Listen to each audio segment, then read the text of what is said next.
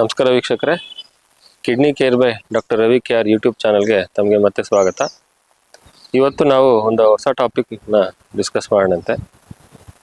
ಔಷಧಿಗಳಿಂದ ಅಥವಾ ನಾವು ತಗೊಳ್ಳೋ ಟ್ಯಾಬ್ಲೆಟ್ ಅಥವಾ ಇಂಜೆಕ್ಷನಿಂದ ಆಗುವಂತಹ ಒಂದು ಕಿಡ್ನಿ ಮೇಲೆ ದುಷ್ಪರಿಣಾಮಗಳ ಬಗ್ಗೆ ಚರ್ಚೆ ಮಾಡೋಣಂತೆ. ಸೊ ಯಾವುದೇ ಒಂದು ಇಂಜೆಕ್ಷನ್ ಇರಲಿ ಅಥವಾ ಟ್ಯಾಬ್ಲೆಟ್ಸ್ ಇರಲಿ ಅಥವಾ ಔಷಧಿ ಇರಲಿ, ಅದರದ್ದು ಎಫೆಕ್ಟ್ಗಳ ಜೊತೆಗೆ ಅದರದ್ದೇ ಆದಂಥ ಕೆಲವು ಸೈಡ್ ಎಫೆಕ್ಟ್ಸು ಇದ್ದೇ ಇರುತ್ತೆ. ಯಾಕಂದರೆ ಆ ಒಂದು ನೀವು ತಗೊಳ್ಳೋವಂಥ ಔಷಧಿ ದೇಹದ ಎಲ್ಲ ಭಾಗಕ್ಕೂ ತಲುಪಿದಾಗ ಬೇರೆ ಬೇರೆ ಅಂಗಗಳು ಬೇರೆ ಬೇರೆ ರೀತಿ ರೆಸ್ಪಾಂಡ್ ಮಾಡ್ತವೆ. ಉದಾಹರಣೆಗೆ ನಾವು ತಗೊಳ್ಳುವಂತಹ ಒಂದು ಆ್ಯಂಟಿಬಯೋಟಿಕ್ಸ್ ಇರ್ಬೋದು ಅಥವಾ ಬೇರೆ ರೀತಿ ತಗೊಳ್ಳುವಂಥ ದೈನಂದಿನ ಮೆಡಿಕೇಶನ್ಸ್ ಇರ್ಬೋದು, ಅದು ಯಾವ ರೀತಿ ಕಿಡ್ನಿ ಮೇಲೆ ಸೈಡ್ ಎಫೆಕ್ಟ್ ಮಾಡ್ಬೋದು ಅನ್ನೋದ್ರ ಬಗ್ಗೆ ಒಂದೆರಡು ವಿಚಾರಗಳನ್ನ ಮಾತಾಡೋಣ. ಸೊ ಕಿಡ್ನಿ ತೊಂದರೆ ಅಂತ ನಾವೇನು ಡಿಸ್ಕಸ್ ಮಾಡ್ತಾ ಇರ್ತೀವಿ. ಸೊ ಮಾತ್ರೆ ತಗೊಂಡಾಗ ಅಥವಾ ಇಂಜೆಕ್ಷನ್ಗಳು ತಗೊಂಡಾಗ ಕೆಲವರಿಗೆ ಕಿಡ್ನಿ ಮೇಲೆ ದುಷ್ಪರಿಣಾಮ ಬೀಳುತ್ತೆ. ಸೊ ಯಾವುದು ಕಾಮನ್ ಟ್ಯಾಬ್ಲೆಟ್ಸು ಅಂತಂತಂದರೆ, ಮೋಸ್ಟ್ ಕಾಮನ್ ಟ್ಯಾಬ್ಲೆಟ್ಸು ಅಂದರೆ ನಾವು ಪೇಯ್ನ್ ಕಿಲ್ಲರ್ಸು.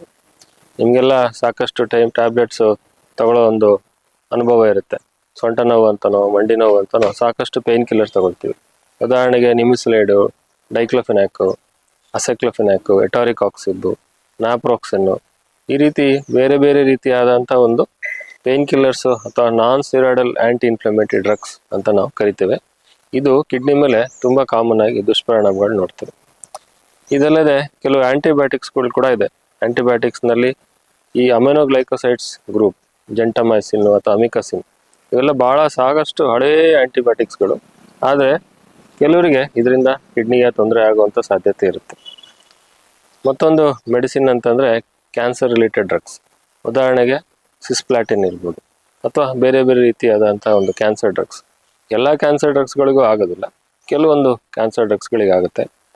ಹಾಗೆ ಕೆಲವು ನಾವು ಯೂಸ್ ಮಾಡುವಂಥ ಆ್ಯಂಟಿಬಯೋಟಿಕ್ಸ್ನಲ್ಲಿ ಕೋಲಿಸ್ಟಿನ್ ಅಂತ ಹೇಳ್ತೀವಿ ಅಥವಾ ಪಾಲಿಮಿಕ್ಸಿನ್ ಅಂತ ಹೇಳ್ತೀವಿ.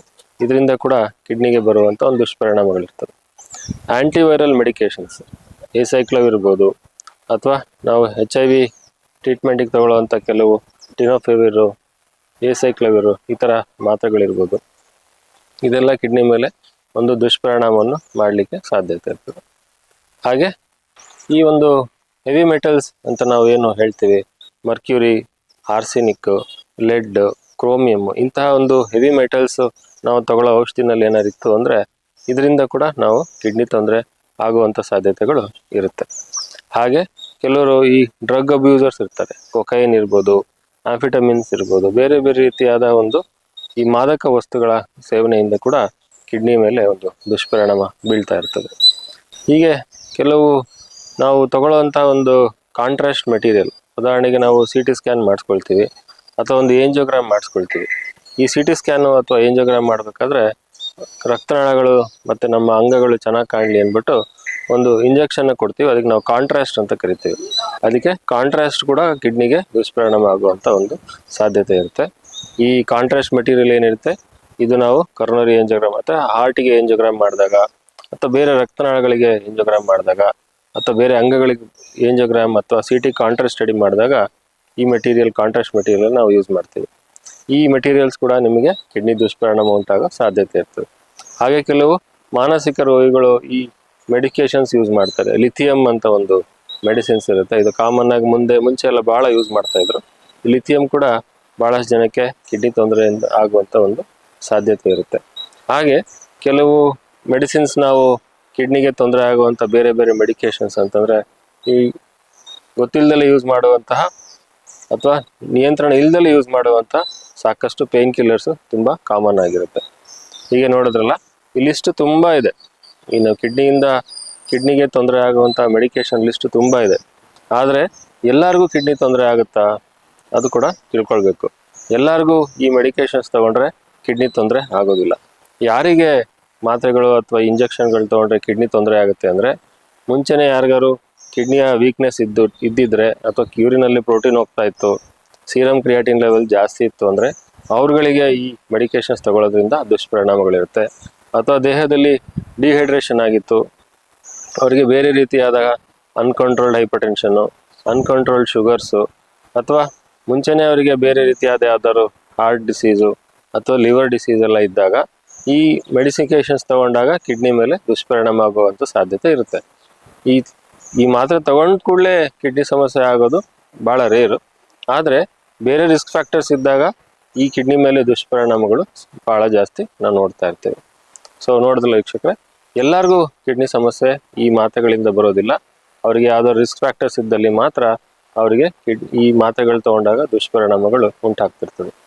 ಸೊ ಈ ಮೆಡಿಕೇಶನ್ಸಿಂದ ಆಗುವಂಥ ಕಿಡ್ನಿ ತೊಂದರೆದು ಏನು ಸಿಂಪ್ಟಮ್ಸ್ ಇರುತ್ತೆ ಅಂತಂದರೆ, ಈ ಕ್ರೋನಾಲಜಿ ಆಫ್ ಇವೆಂಟ್ಸ್ನ ನೋಡ್ತೀವಿ. ಅಂದರೆ ಯಾವ್ದಾದ್ರು ಒಂದು ಮೆಡಿಕೇಶನ್ಸ್ ತೊಗೊಂಡಿರ್ತಾರೆ, ಅದಾದ ಒಂದು ಫ್ಯೂ ಅವರ್ಸ್ ನಂತರನೋ ಅಥವಾ ಒಂದು ದಿವಸ ನಂತರನೋ 2 ದಿವಸದ ನಂತರನೋ ಈ ಕಿಡ್ನಿ ಫೇಲ್ಯೂರ್ದು ಸಿಂಪ್ಟಮ್ಸು ಕಾಣಿಸ್ಕೊಳ್ತಾ ಹೋಗುತ್ತೆ.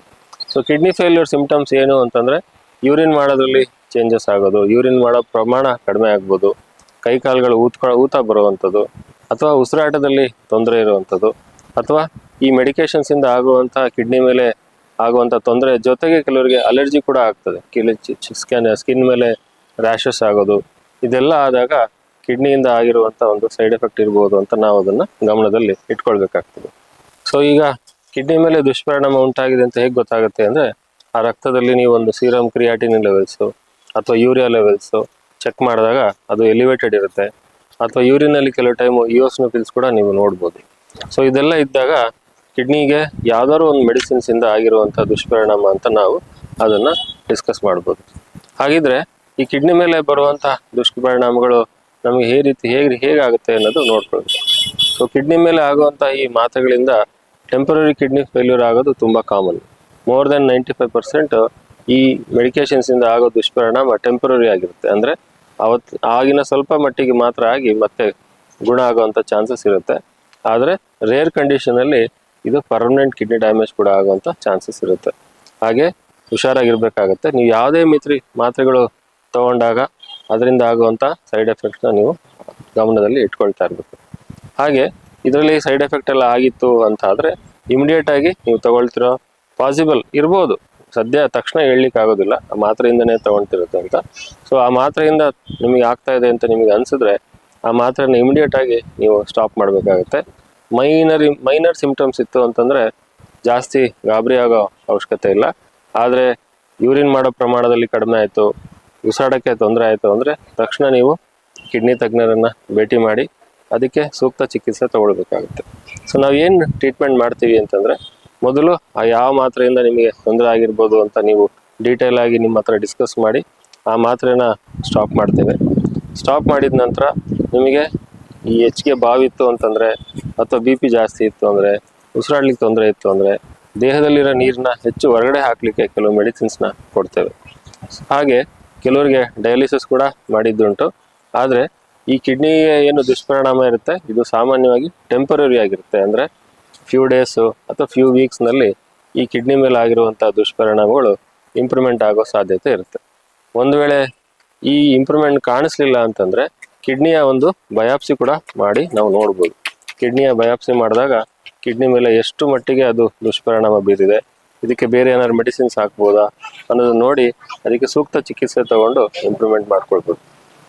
ನೋಡ್ದಲ್ಲ ವೀಕ್ಷಕರೇ, ಸೊ ಯಾವುದೇ ಒಂದು ನೀವು ಮಾತ್ರೆ ತಗೊಳ್ತಾ ಇದ್ದೀರಾ, ಉದಾಹರಣೆಗೆ ಓವರ್ ದಿ ಕೌಂಟರ್ ಡ್ರಗ್ಸ್ ಅಂದರೆ ಯಾವುದೇ ಒಂದು ವೈದ್ಯರ ಸರಿಯಾದ ಸೂಚನೆ ಇಲ್ಲದೆ ಭಾಳಷ್ಟು ಜನ ನೋಡ್ತಾ ಇರ್ತೀವಿ, 3 ರಿಂದ 6 ತಿಂಗಳ ನಂತರ ಕೂಡ ಹಳೆಯ ಪ್ರಿಸ್ಕ್ರಿಪ್ಷನ್ನೇ ಫಾಲೋ ಮಾಡ್ತಾ ಇರ್ತಾರೆ. ಪೇನ್ ಕಿಲ್ಲರ್ಸ್ ಇರ್ಬೋದು ಅಥವಾ ಬೇರೆ ರೀತಿಯ ಬೇರೆ ಮೆಡಿಕೇಶನ್ಸ್ ಇರ್ಬೋದು. ವೈದ್ಯರ ಸಲಹೆ ಇಲ್ಲದೆ ನೀವಾಗಿ ಮಾಡುವಂಥ ಮೆಡಿಕೇಶನ್ಸಿಂದ ಈ ಕಿಡ್ನಿ ಮೇಲೆ ಬರುವಂಥ ಸೈಡ್ ಎಫೆಕ್ಟ್ಸ್ ತುಂಬ ಇರುತ್ತೆ. ಸೊ ಇದು ಒಂದು ಇಂಪಾರ್ಟೆಂಟ್ ವಿಚಾರ. ಉದಾಹರಣೆಗೆ ನೀವು ತಗೊಳ್ಳುವಂಥ ಪೇನ್ ಕಿಲ್ಲರ್ಸು ಕಿಡ್ನಿ ಮೇಲೆ ದುಷ್ಪರಿಣಾಮ ಬೀಳೋದು ತುಂಬ ಕಾಮನ್ನು. ಹಾಗೆ ಯಾವುದೇ ರೀತಿಯ ಮೆಡಿಕೇಶನ್ಸ್ ಆದರೂ ಕೂಡ ವೈದ್ಯರ ಸಲಹೆ ಇಲ್ಲದಲೆ ನೀವಾಗಿ ನಿಮ್ಮ ಮೆಡಿಕೇಶನ್ಸ್ನ ಮಾಡೋದನ್ನ ಅವಾಯ್ಡ್ ಮಾಡೋದ್ರಿಂದ ನಿಮಗೆ ಆಗುವಂಥ ಕಿಡ್ನಿ ಮೇಲೆ ದುಷ್ಪರಿಣಾಮಗಳು ಅತ್ಯಂತ ಕಡಿಮೆ ಆಗೋಕ್ಕೆ ಸಾಧ್ಯತೆ ಇರುತ್ತೆ. ಮತ್ತು ಮುಂದಿನ ವಿಡಿಯೋದಲ್ಲಿ ಇನ್ನೂ ಕಿಡ್ನಿಯ ಬಗ್ಗೆ ಹೆಚ್ಚಿನ ವಿಡಿಯೋನ ನಾವು ತಿಳ್ಕೊಳ್ಳೋಣಂತೆ. ಅಲ್ಲಿವರೆಗೆ ನಮಸ್ಕಾರ.